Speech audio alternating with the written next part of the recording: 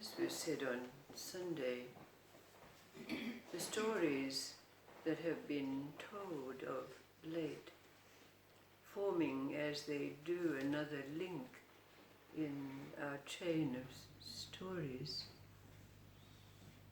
brings the possibility that when we use these stories as threads and weave them together, containing as they do the characters and archetypes and symbols that are representations of our psyche, our being, that we can weave them into something that will allow us to acknowledge, accept, and experience our own wholeness, our own unique wholeness, or in other words, our state of enlightenment, integration, whatever we like to call it.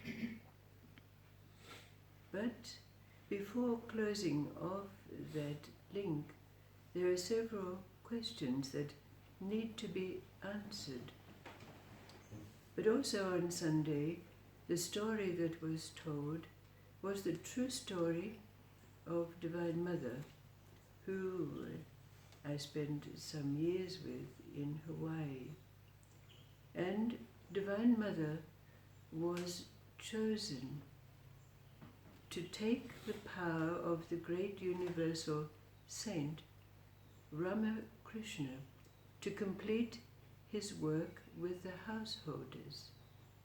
And Divine Mother was given a word which was said to be the key that opened the consciousnesses of mankind.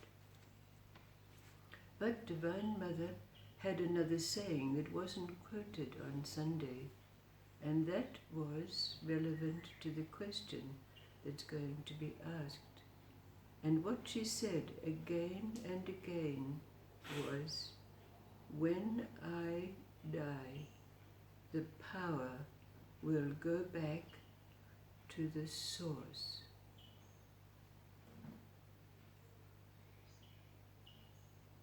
And this is the story that allows us to ask this question, as are the other stories. And it's a story about Rabbi Adam. Now, Rabbi Adam was a very famous rabbi, known not only for his humility, his kindness, his compassion, and his wisdom, but also for his abilities. He was a great sorcerer. Like King Solomon, he was able to call down the birds from the sky. He knew the language of the animals. But he was living during that time when his people and their faith were very oppressed. And the king of his day, with his vizier who hated the people of that faith, wanted to bring him down, defame him. The vizier would always say, "Kill him, just kill him." But of course the king was afraid to do that, because if he did, he would make him a martyr and people would rise up against him. So the king decided that they would send Rabbi Adam into exile. So with a troop of soldiers, he was taken, and it took 1 whole year for them to arrive at the far distant place where he was to be left in a wild jungle forest area before the soldiers came back, taking another year to return. But even though Rabbi Adam had the means, the power of disallowing this event, he knew that it was the divine will that this should occur. So he allowed himself to be taken to this far distant outreach and left alone to the wild animals of the forest. But Rabbi Adam was quite at home in this place. He ate the berries. He convened with the animals and birds of the forest. But one day when he was wandering around, he came across a little hut in the midst of that forest and that wilderness. And so he went up to that cabin, that hut, and he knocked on the door. And when the door was opened, there was an old crone, an old woman. And Rabbi Adam immediately recognized her as a witch, an old hag of evil intent. But he was brought to this place, and of course the witch, when she saw him as a victim, and also saw the pure halo around him. And she had been waiting for such a being to come along, and she had a plan for him. So she invited him into her cabin and offered him hospitality and food and drink. But Rabbi Adam knew that if one ate the food and drank the drinks of such a one as she, he would be under her spell. So he made the illusion that he had eaten and drunk. And the old witch was fooled by this. And even that night when she invited him to stay, he kept one eye open for fear that she would do evil to him. But the next day she put her plans into place. Her plan was that she would have Rabbi Adam enter the well that was nearby her house, that contained in its depths a lamp which held a genie. A genie who could be used for both good and evil, but who had been cast into this well with the genie taking the oath that only a person of purity could evoke him and bring him to use in life and the world. But the old witch knew that which evoked the genie.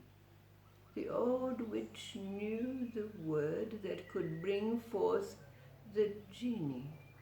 But she put her plan into operation, and knowing, as she had seen, that Rabbi Adam was of purity, she decided to try to get him under her spell in whatever way she could.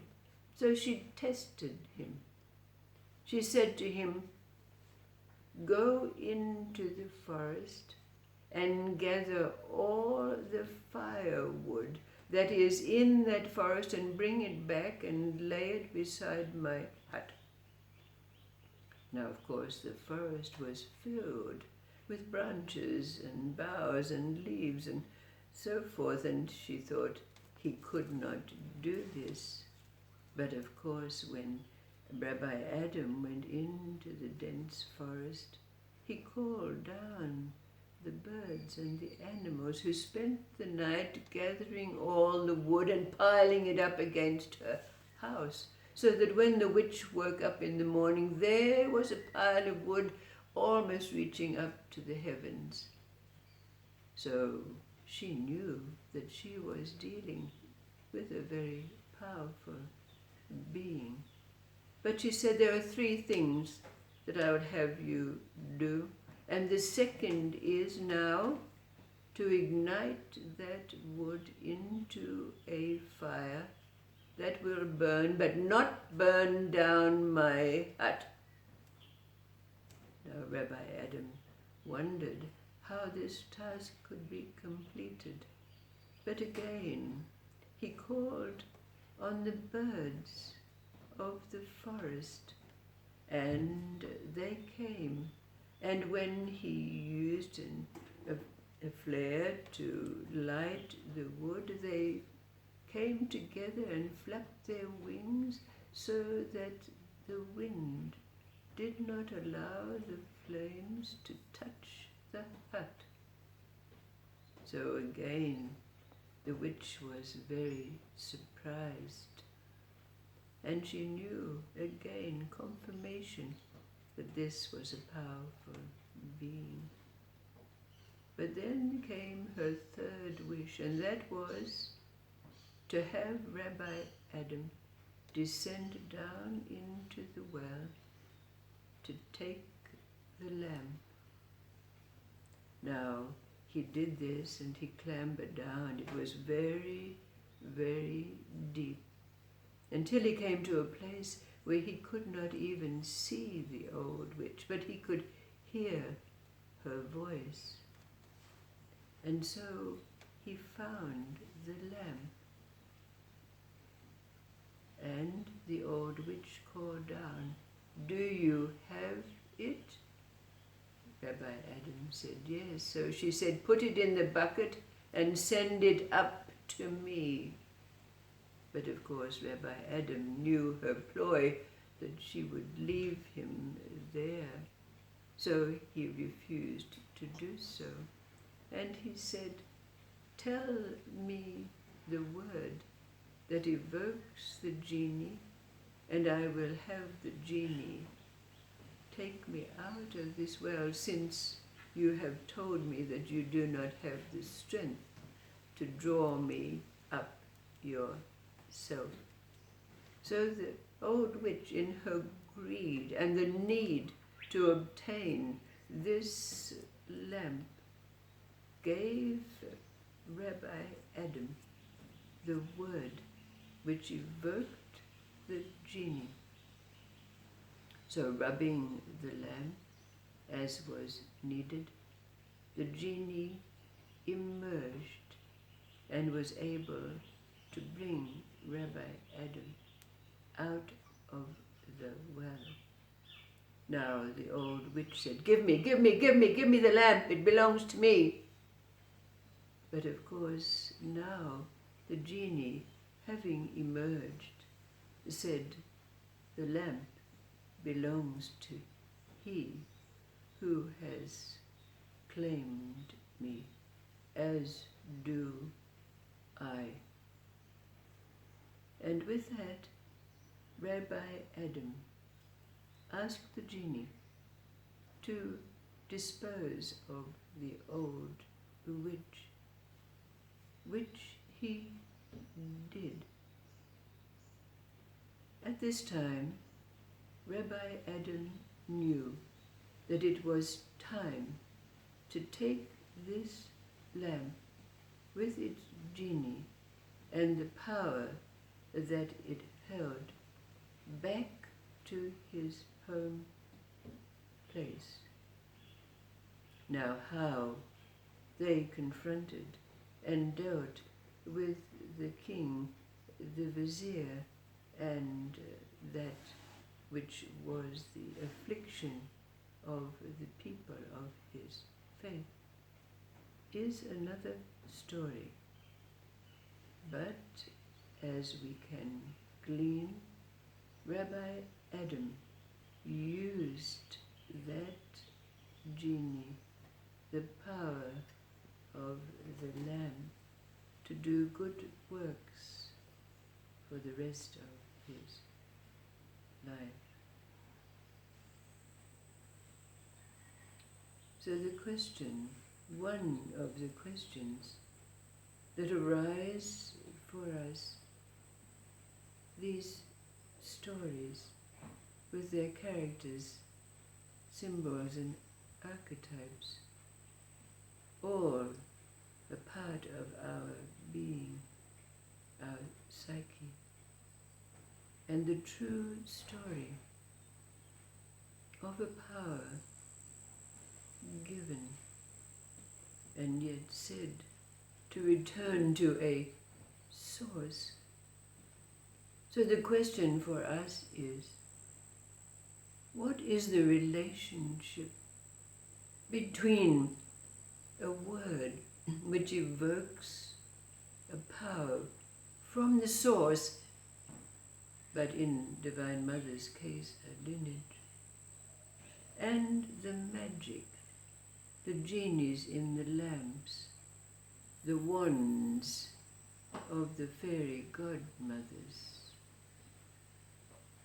the abracadabras and hey prestos of the conjurers and sorcerers. There are countless stories abounding, many of them told already.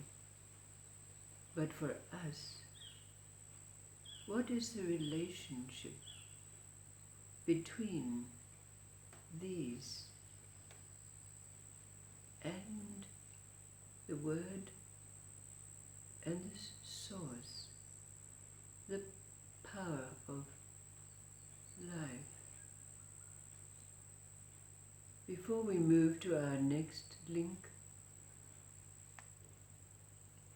in closing this link, these questions have to be answered. What is it in us that gives us the answer as we have woven together the facets of our psyche?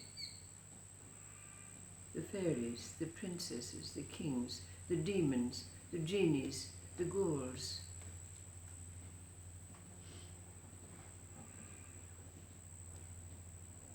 To bring a wholeness